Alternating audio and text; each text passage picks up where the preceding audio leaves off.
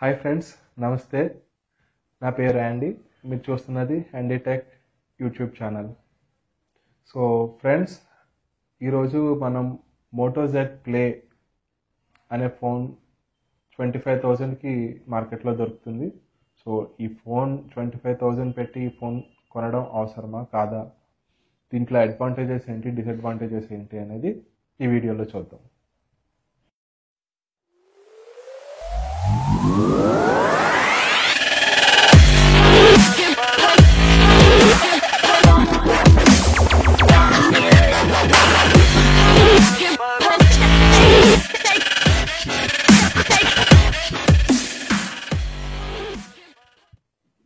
Friends, ఈ Moto Z play అనేది మనకి చాలా రేర్గా వచ్చే ఒక ఫీచర్ ఇందులో ఉంటుంది. ఇదే మాడ్యులర్ ఫోన్స్ ఇప్పుడు మార్కెట్లో చాలా తక్కువ ఉన్నాయి.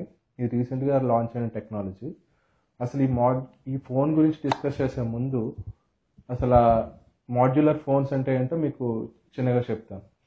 సో ఈ మాడ్యులర్ ఫోన్స్ అంటే ఏమీ లేదు, జస్ట్ మన ఫోన్లో సపోజ్ ఒక 2 GB ర్యామ్ ఉన్నది అనుకోండి.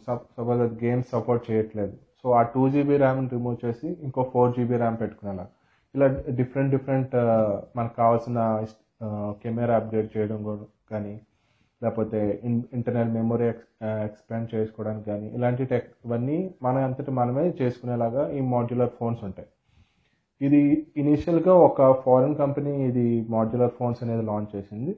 కాకపోతే ఆ కంపెనీని గూగుల్ హైర్ చేసుకుని వాళ్ళంతటా గూగుల్ కొలాబరేషన్ తోటి వాళ్ళ ఓన్గా గూగుల్ ఒక ఫోన్ లాంచ్ అయిపోతుంది. మేబీ నెక్స్ట్ ఇయర్లో, ఈ ఇయర్ మిడ్లో కానీ నెక్స్ట్ ఇయర్లో కానీ అది లాంచ్ అవ్వచ్చు. బట్ ఆల్రెడీ మార్కెట్లో 2 మాడ్యులర్ ఫోన్స్ వచ్చేసాయి. ఒకటి వచ్చి ఈ మోటో జెడ్ ప్లే అనేది ఒకటి, ఇంకొకటి LG G5. సో ఈ టెక్నాలజీ రావడం వల్ల మనం మాటికి కొత్త అప్గ్రేడ్ చేయాల్సినప్పుడల్లా మనం కొత్త ఫోన్ కొనుక్కోని అవసరం లేదు.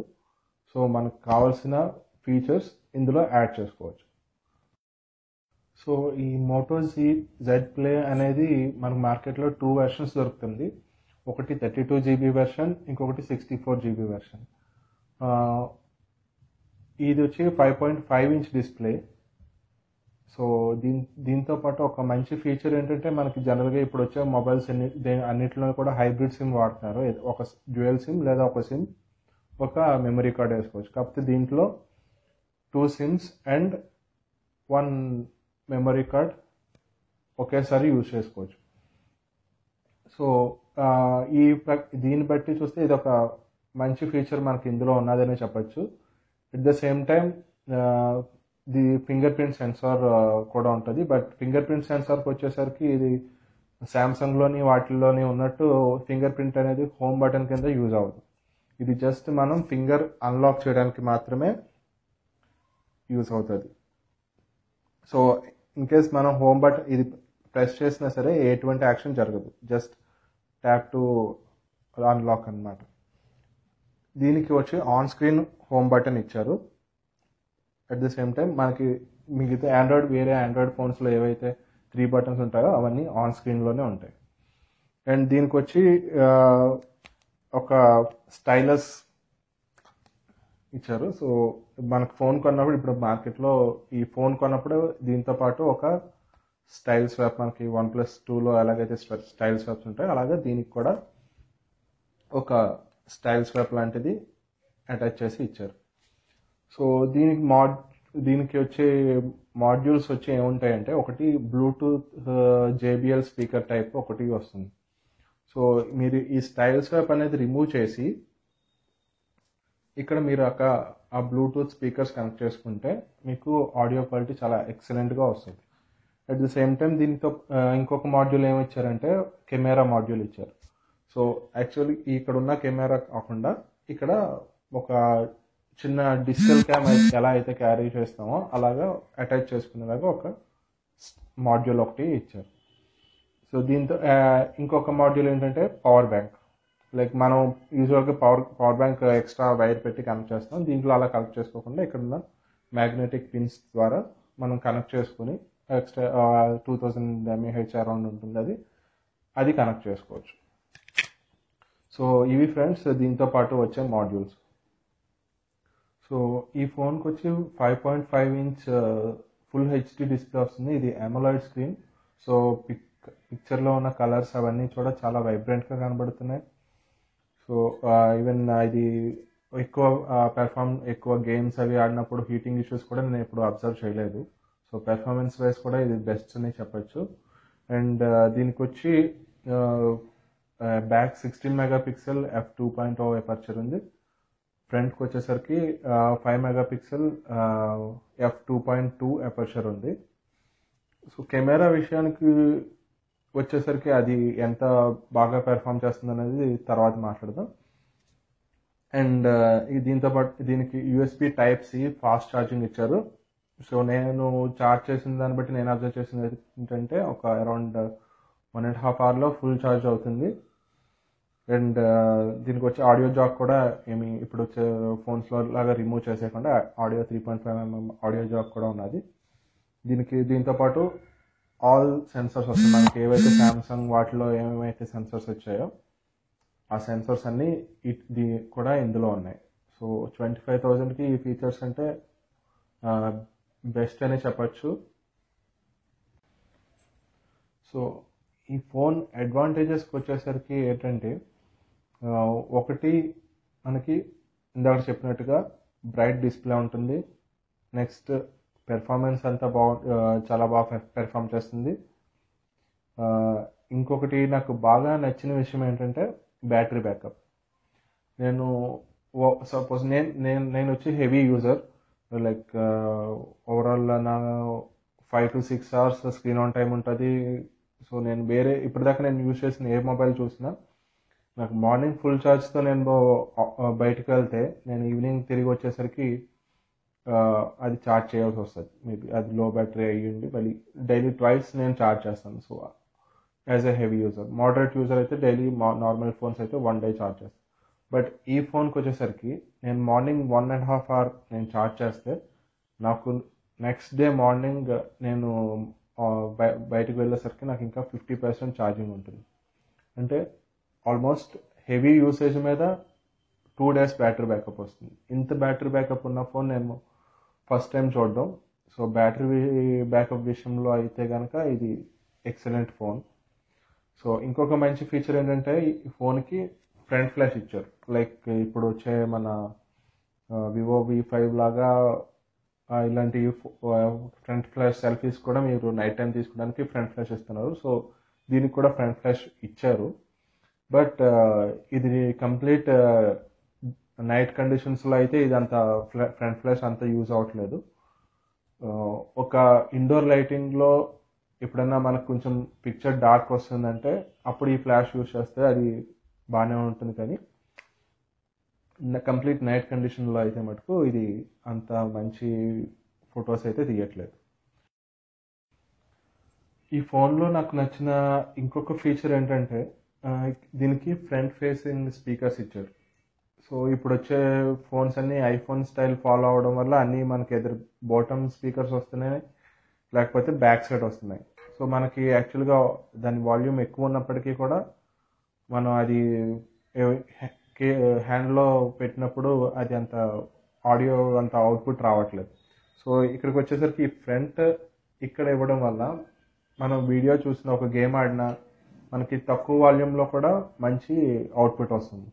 సో ఇదొక ఫీచర్ నాకు ఇందులో బాగా నచ్చింది. ఫ్రెండ్స్ ఇంకా దీని డిసడ్వాంటేజెస్కి వచ్చేసరికి ఈ కెమెరాకి back side 16 megapixel with dual tone LED flash ఇచ్చారు. బట్ దీంతో నేను ఫొటోస్ తీసినప్పుడు నాకైతే అసలు సాటిస్ఫాక్షన్ అనిపించలేదు.